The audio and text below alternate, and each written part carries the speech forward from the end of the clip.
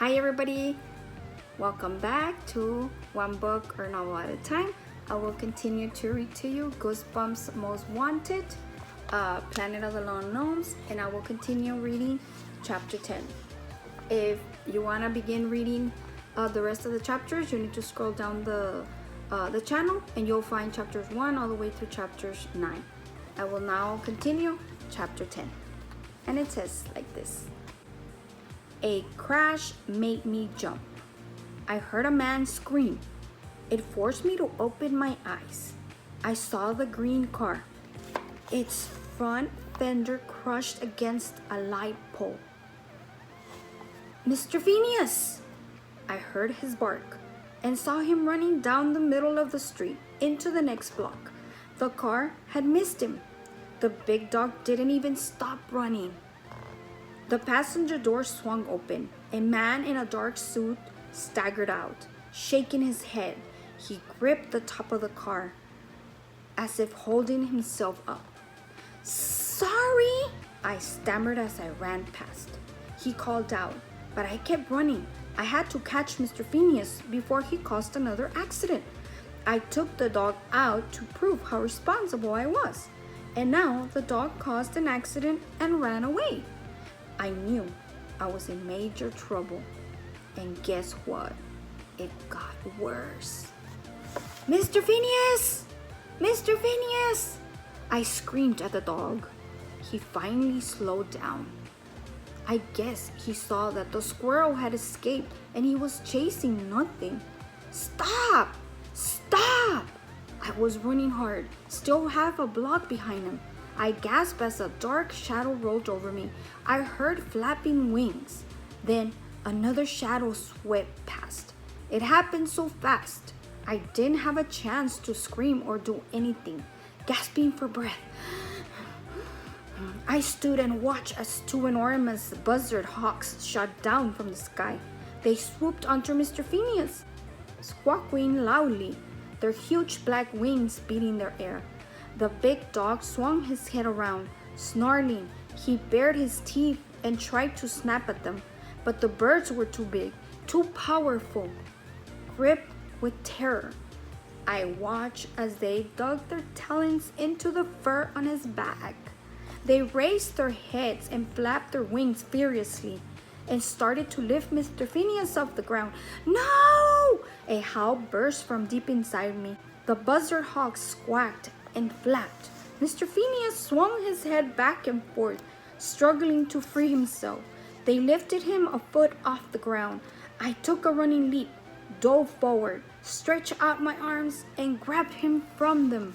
Stretched, and missed. I landed hard on the pavement, skidded several feet on my stomach. It knocked my breath out. I wheezed and choked and struggled to force air into my lungs, and watched as the screaming, squawking monster birds flew off with Mr. Phineas. That's the end of chapter 10. Chapter 11. Sucking in deep breaths of air, I forced myself to my feet. The huge birds cast white shadows on the street as they flew away with my dog. The poor guy let out a howl of fright. My sneakers slapped the pavement as I ran after the birds. They were high above me, flapping their long black wings and pulling themselves higher. Oh!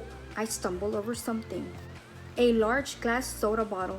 It rolled away from me towards the curb. Without stopping to think about it, I bent down and grabbed the bottle. I didn't have time to take aim or plan my throw. With a loud groan, I heaved the bottle into the air, heaved it at the squawking birds. I heard a hard thump. A buzzard hawk screamed. The birds flew apart, and Mr. Phineas came sailing down. My heart did a flip-flop in my chest. I reached out my arms. He was falling fast. The dog's legs were thrashing the air, his tail tucked between his legs, too terrified to make a sound. I had to catch him. I had to. Ow! I cried out in pain as he crashed into my arms like a meteor falling to the ground. I fell onto my back and he landed on my chest. In the sky, I saw the two buzzard hawks floating away. Mr. Phineas, stop it! Come on, boys, stop! Still on top of me, the big jerk began licking my face. Please stop! I suddenly remembered the driver, the green car, the accident. In my attempt to rescue Mr. Phineas, I'd forgotten all about him. I grabbed the dog's leash and, wrapping the end around my hand, raced back. This is your fault, Mr. Phineas, I scolded as we ran. The dog wagged his tail a little harder. He didn't understand. I found the man in the dark suit still standing by the light pole. He had short brown hair parted in the middle, brown eyes, a small mustache, and a pointed chin. He was muttering to himself as he walked in a circle around the pole and his wrecked car. He didn't see me until I called out to him, "Are you okay?" He stopped circling and stared at me. "Malfunction," he shouted in a high, shrill voice. "Malfunction!" "I don't understand," I said. I stepped closer. Mr. Phineas sniffed the light pole. "Are you okay?" I repeated. "Malfunction," the man said. "Malfunction." Oh no, he must have hit his head. He just kept repeating that word. His eyes were glassy. He had no expression on his face at all. Malfunction, malfunction, malfunction. I didn't know what to do. He probably had a concussion or something. I glanced all around. No one else in sight. Malfunction, malfunction. I'll get help, I stammered. I motioned with both hands. Stay here, okay? Do you want to sit down? I'm going to call for help. Malfunction, malfunction. His fingers were all moving at once, tapping the side of his suit pants. Malfunction. I tucked Mr. Phineas away from the light pole. My plan was to hurry to the nearest house and ask them to call 911. Mr. Phineas tucked back. He wasn't finished sniffing the pole. I gave a hard yank on the leash and started to jog towards the small, square, red brick house on the corner. Malfunction, malfunction. I glanced back and saw the poor man circling his car again, muttering that word over and over. I'm in major trouble. I've never been in trouble this bad. Oh well, actually, I have. But this is pretty bad. I didn't see the car coming from behind until it pulled to a stop across the street from me. Is there a problem here? The voice startled me. I looked over and saw two blue uniformed police officers inside a black and white patrol car. I let out a sigh. Oh, thank goodness, I said. There's been an accident, I pointed.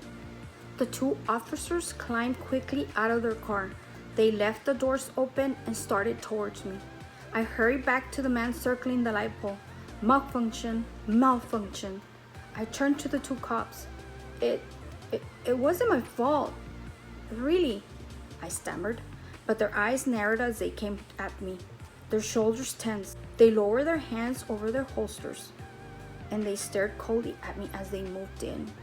Hey, I gasped. What are you going to do? That's the end of chapter 11. Chapter 12. I staggered back until I bumped into the green car. Eyes narrowed coldly. The two cops kept coming. Wait, please, I pleaded. To my surprise, they walked right past me.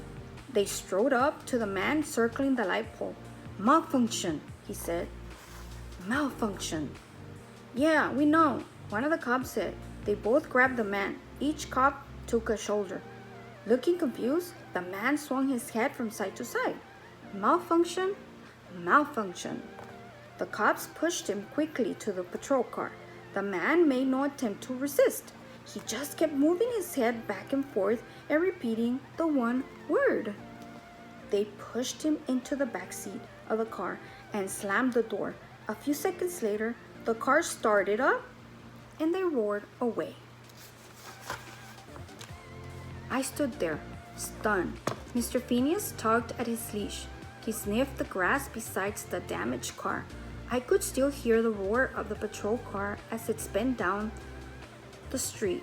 I'm in so much trouble, I told the dog. I was just trying to be responsible, and now look. I shook my head sadly. Mr. Phineas, gazed up at me for a moment, then he went back to his sniffing. That poor man, I thought, he's totally messed up. I promised I wouldn't get in trouble when we moved here, and now I was probably in the worst trouble of my life. I started to walk Mr. Phineas home. The sun was nearly down. We walked through long shadows. I couldn't stop thinking about the accident. Mr. Phineas loped along slowly, tired from his adventure. We passed a group of lawn gnomes standing at the bottom of a wide lawn. They all had 6 smiles on their faces, as if they knew what had happened to me and were grinning merely about it. Don't let your imagination run away with you, Jay, I scolded myself. They are ugly little men molded out of plaster. Don't get crazy just because they have smiles painted on their faces. Mr. Phineas led the way onto our block. He started to pull on the leash. I guess he was eager to get home and have his dinner. A feeling of heavy dread fell over me. My stomach started to churn.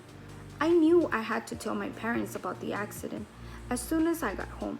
We passed another group of grinning lawn gnomes. I had my head down. My brain was spinning. Suddenly, I felt Mr. Phineas tug hard at his leash. I looked up and saw a fat gray cat slither across the street. Mr. Phineas let out a fierce bark and took off after the cat. The leash flew out of my hand. Barking ferociously, the big dog galloped down the street. "Oh no!" I wailed. "Not again!" The street was empty, no cars coming towards us. But Mr. Phineas turned suddenly and, barking his head off, roared past a tall hedge and into a front yard. It took me a few seconds to recognize the house, and then I screamed my lungs out. "No! Mr. Phineas, no! Not my Clutch's yard! No! Not my Clutchy!" And that is the end of this chapter. Thank you for tuning in to one book or novel at a time. I'll see you on the next video. Have an awesome afternoon. Thank you.